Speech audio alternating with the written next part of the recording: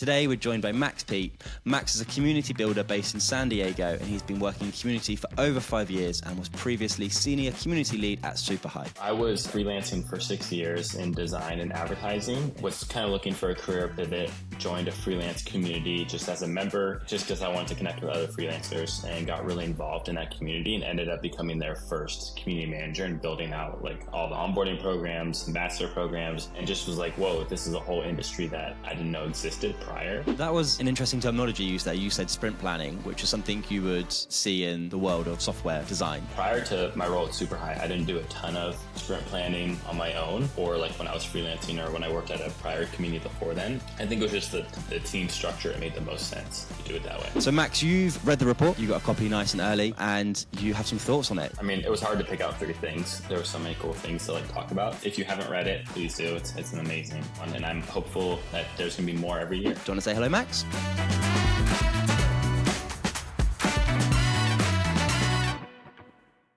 Hello and welcome to the Digital Community Leaders Podcast, where we chat with community managers, champions and founders about their experience leading and supporting digital communities. My name's Pete Heslop and I lead the team at Steadfast Collective, and we exist to craft digital applications that bring people together. We created the Digital Community Podcast to be a bite-sized look into what it takes to start, grow and scale digital communities. And today we're joined by Max Peet. Max is a community builder based in San Diego, and he's been working in community for over 5 years and was previously senior community lead at Superhigh. Do you want to say hello, Max? Yeah, thank you so much for having me. My name is Max. I used to work at Superhigh until August of this past summer when we were impacted by layoffs. So I'm currently on the market for a new role. But I love the community space, and I'm really optimistic for where it's headed. Nice. And what was your first kind of foray into community? Yeah, so I was freelancing for 6 years in design and advertising, and was kind of looking for a career pivot, joined a freelance community just as a member, just because I wanted to connect with other freelancers, and got really involved in that community and ended up becoming their first community manager and building out like all the onboarding programs, ambassador programs, and just was like, whoa, this is a whole industry that I didn't know existed prior. And just been in love with it ever since. I really do feel like it's my calling. Nice. And you're super active in many of the community manager communities. What is it that keeps kind of drawing you back into the world of being a CM? Like what is the thing that you love that is keeping you sticking around? Yeah, I would say like one, it's just the people, helping one another, like just generally people that like there's no agendas. People just want to support one another, and I feel like that energy is contagious and makes me want to give back and do the same. And 2, I just really see like the impact of community, like from myself being a member of a community when I was really in need of one, and really how it like opened up so many doors for me. I just witnessed the impact from firsthand, and I just want to continue to like make that impact wherever I go across the space. Cool. Max, so at Superhigh, tell us a little bit more about what your role was there and what you got up to. Yeah, so I was brought on really to lead like engagement programs, helping build their retention for members who were starting courses. And let me backtrack. So Superhigh, for those who aren't familiar, is an online education company. They specialize in design, project management, and coding courses. And so they have a student community attached to the courses where members can ask for support, they can connect with one another. And so my main focus was building programs to connect the students together so that they would finish courses, they would renew their membership so they continue their learning pathway, and eventually they would help mentor the students that were coming up after them. And so I did a lot of focus on building like accountability and study hall sessions for members to co-work with one another, to building out like support channels and programs so members can help one another, support each other in the community versus like having to reach out to customer support for assistance, and throwing events for our members who, can get connected to other people outside of the industry where they can learn from and grow with. And so that was my big focus points during like the 2 years I was there. And it was a lot of fun because got to build stuff from the ground up. Do you think your background in design helped you in that role, being kind of creative in that way? Yeah, I mean, I think my background in freelancing and running my own business helped a lot because I could really empathize with what Mm.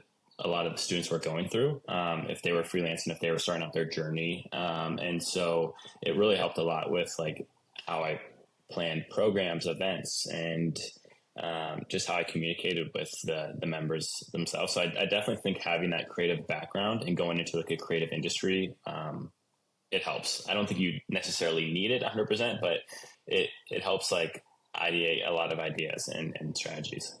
Yeah, for sure. No, I feel that when I'm chatting with the team, it definitely, our team is primarily developers. And when I'm talking with them, it definitely helps that my past experience is as a developer because it's more relatable when I'm asking them to undertake a task or whatnot, because I've been there and done that. And it also makes it easier when you're, estimating projects and whatnot, because you've literally sat in the shoes of someone who's going to sit down and write code for 4 hours to do it. So Yeah, it helps. So in September, we launched the Digital Community Leaders Report, a 6-month project to survey and better understand the community profession. And the report is now available at communityleadersurvey.com, where you can download your free copy or you can order your very own printed copy. So Max, you've read the report. You got a copy nice and early, and you have some thoughts on it. So should we jump straight into what your first kind of big takeaway thought is from the report? So my first one I will say was the online community, the documented strategy and funded roadmap, like how many communities have a roadmap currently.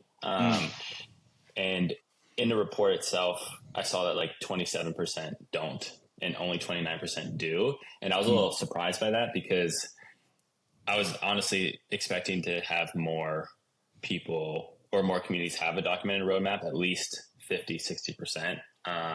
Just because like if you don't, in my opinion, if you don't have a strategy laid out or some sort of roadmap, you don't necessarily know where you're going.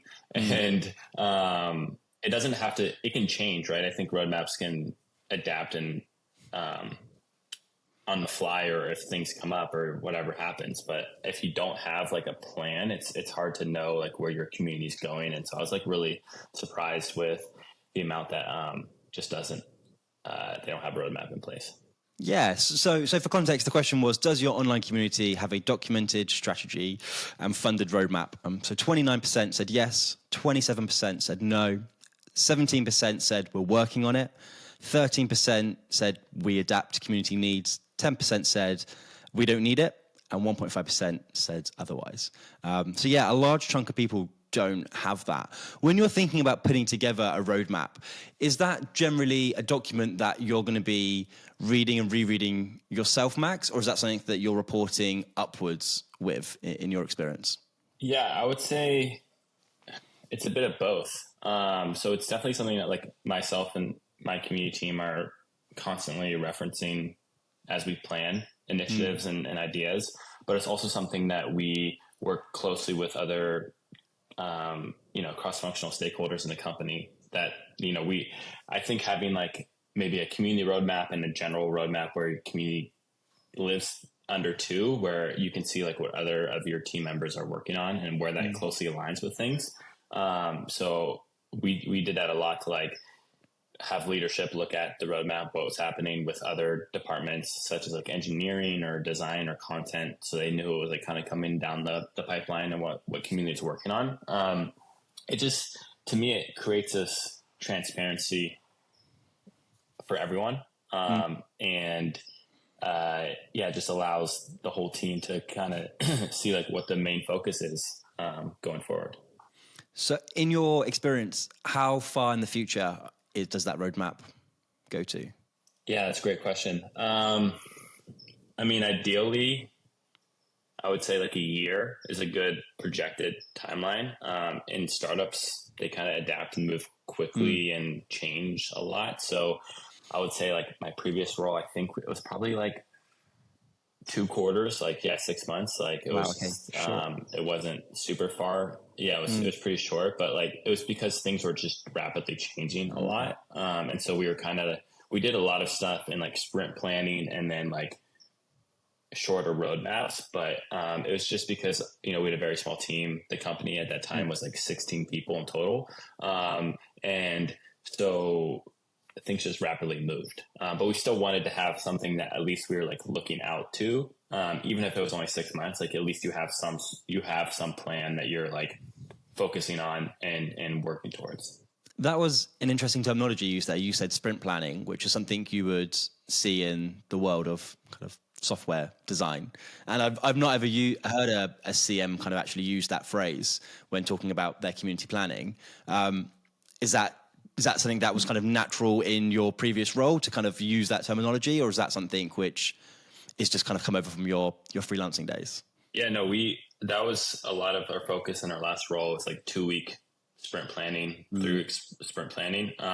It was just a way for, I think because our team was spread across the globe and smaller team, it was just easier for us to like focus on like sprints and to like know what we're all like working on and how much bandwidth each person has. And so, prior to my role at Superhigh, I didn't do a ton of sprint planning on my own, or like when I was freelancing or when I worked at a prior community before then. But I think it was just the team structure. It made the most sense to do it that way. And do you think that made reporting metrics back to management and the rest of the kind of the stakeholders easier because it was, we did 2 weeks of work, look what happened sort of thing? Does it make it easier in that regards? It does on the consistency basis, but it can also be a challenge because you don't necessarily get the full impact in those 2 weeks. Sure. So you kind of have to you can do the initial hey, this is what happened in 2 weeks, this is what we're doing, and then you have to go back to it a little later and be like, okay, here's the full impact of what happened from that project, that initiative, that whatever it was, because it's not going to tell you the whole thing in that short time. Yeah, there'll be leading and kind of lagging indicators. So your sprint might have been to set up this new event, yes, and you might get a bunch of initial RSVPs, but if that event's in 4 weeks, the lagging indicator is going to be, do people actually enjoy the event and did they turn up, right? So, yeah, nice. Did you go on to thought 2? Yeah, thought 2 would be, do you want me to read the page of this report? Yeah, perfect. I think it's on page 44, yes. What metrics are used to evaluate the impact of your online community? So a couple numbers stood out here for me.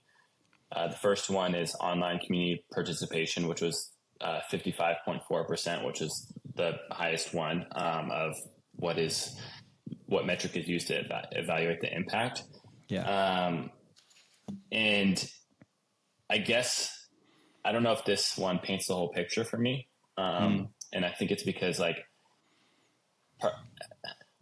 as community builders, we really put a huge focus on participation. But that doesn't necessarily mean it's impactful, right? Like people can just be talking, but it's not like what impact is that actually making for the members or the business goals. And so I thought that was a really high number for people of what they measure for impact. Maybe there's some hidden context there that I just didn't see. And then also community size growth was 53.8%.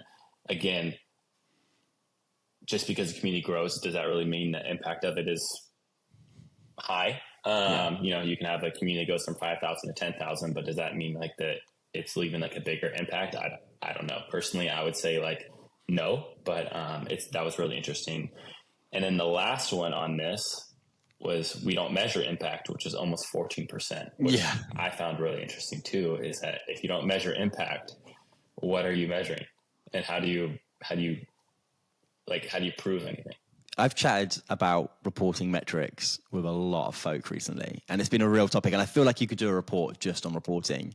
And what was interesting was when we launched the report, we had a couple of panels, some really smart people on that panel, really experienced, some folk that had been running communities about as long as I've been on the internet.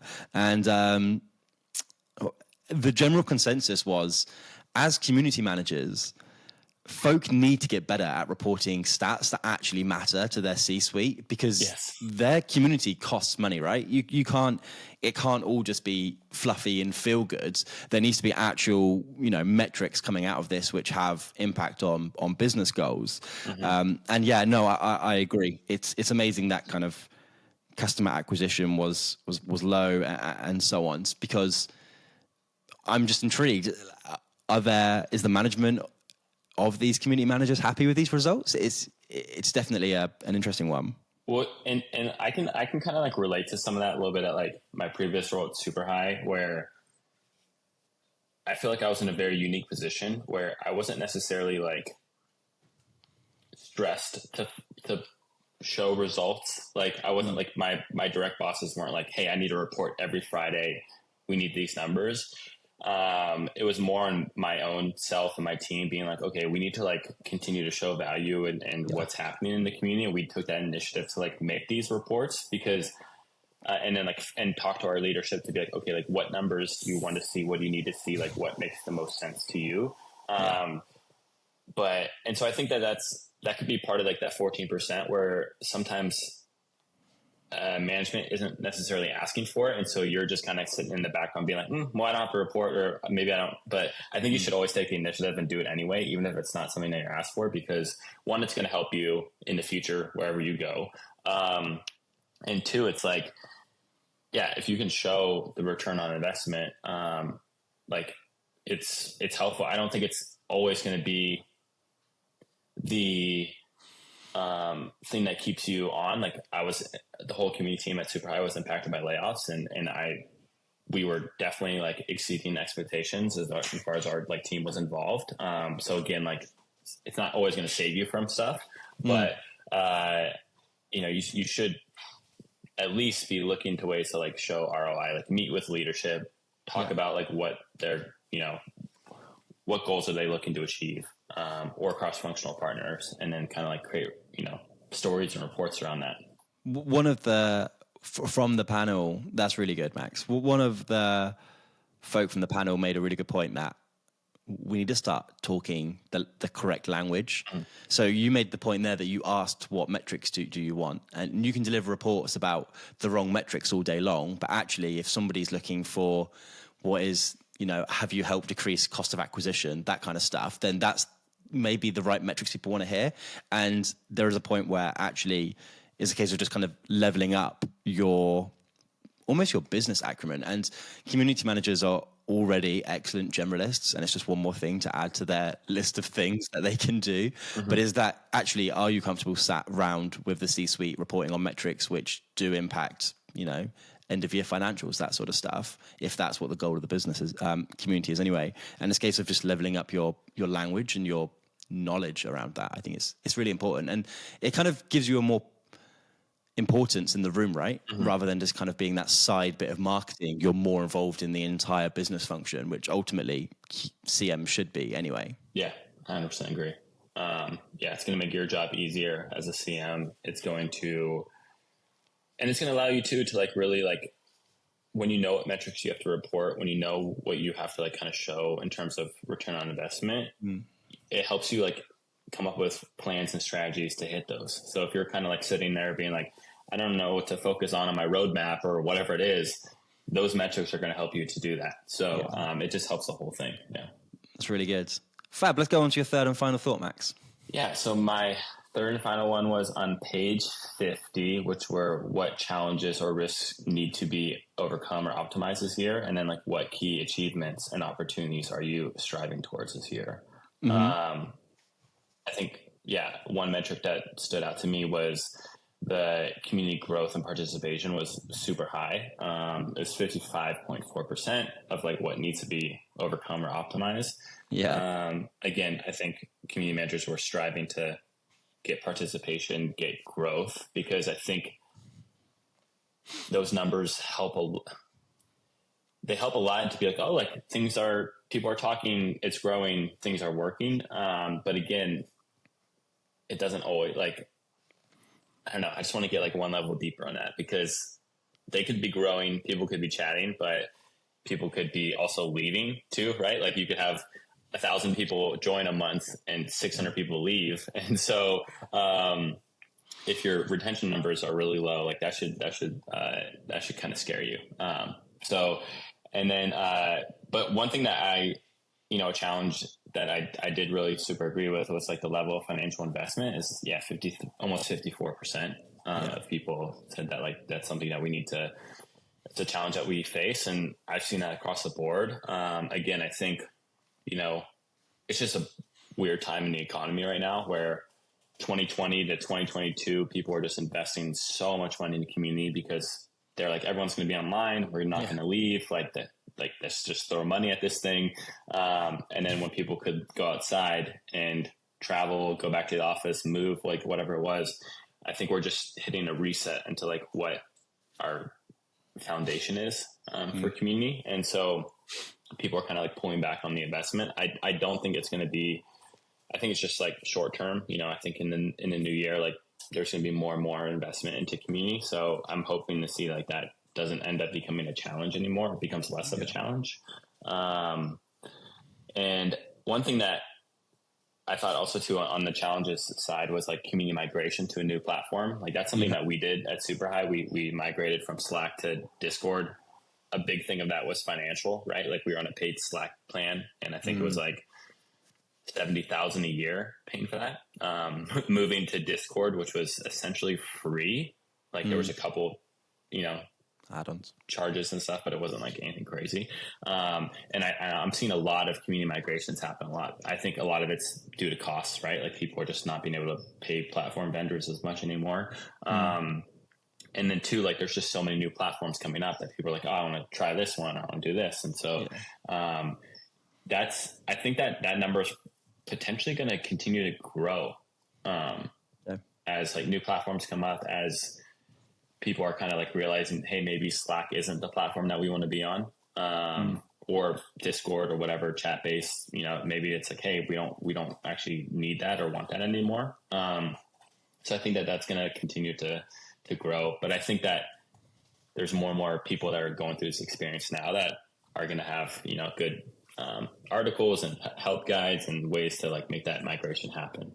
And then for the key achievements part, like what you're striving towards this year, community growth was number one, almost 74%. Again, we're really focused on growth, but I don't know if I necessarily agree with that.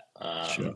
I think, I just think like just because there's more people joining the community doesn't necessarily mean it doesn't paint the whole picture for me. Like it could be, like, growth. Like, hey, if growth is like working and you can show like these three things that point to that, perfect. But it could be also a bad problem to have. So I was interested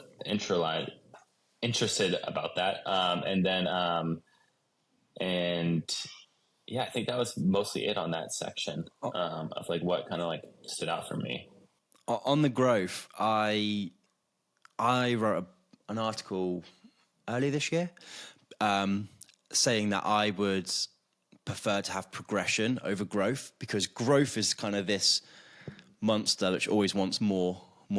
Like the number needs to go up, like green over red, right? And ultimately, you as a community or you as a business, growth might not be the thing you actually want. It's not going to solve your problems to start with. If you're a business and you grow, you just have different problems. You now have more people to pay, and you have just different issues. And I think that's a really good point on that community growth one, right? And I love the fact that we're seeing micro communities of even sometimes just 100 people, or even, a couple of hundred people really having an impact on a very specific niche product or, type of running or whatever it is. And they have real influence there because they are so passionate about that thing that ultimately they end up having a load of influence when it comes to that particular product, because people are finding that, I'm in a bunch of communities, and it's often the smaller ones where I feel like I have more of a voice to start with, but I feel more a part of it because I'm one of, 200, not one of 200,000 sort of thing. Yeah, exactly. And like, I think one thing that we did a lot at Super High was we built micro communities inside our larger community. So like our larger community, we had like 15, 16,000 people. But we had micro communities that like lived inside of that were like, sometimes they had 10 people, sometimes they had 100, 200. And they were all like different things. Like some, we had like fitness, people that were just like really into like tracking their fitness and like working out and like holding each other accountable. We had one that were like developers that wanted to just work on side projects together. And like, yeah, what we noticed about those micro communities were like, those were like the most active, engaged Yeah. people. Like if our regular community, if we track engagement in a month, like maybe it would be like, okay, we got like 15%, 10%, like whatever it was. But like in like the micro communities, if we like tracked it, it was like 70%, 80%. It was like active. Like people were showing up every day. They're helping each other. They were like, they felt very much like just a part of the community. And so it was just really cool to see like that grow and like build those spaces for them to do that. And it feels like as a community manager, a lot of your role is moving people from being either observers or folk who are just kind of on the fringes to actually being really stuck in, and then pushing that further to becoming kind of your ambassadors and your fans. And I imagine it's those in those smaller communities, which are the ones which are getting to the top of that ladder quicker. In the report, there's a reference from ex-head of community at Duolingo, who talks about the 99-1 rule. So 90% of your community will be observers, 9% will be engaged, and 1% are going to be kind of the folk who are creating content and actually really pushing the community onwards. And I guess without that 1%, it falls so much on your head of community to really stir conversation. But if you've got just 1% of your community who are signing in every day, inviting folk in, setting the tone, actually, by the way, John, that's not something we do in this community. I appreciate what you're trying to do, but we don't swear here or whatever it is. It just makes your life so much easier.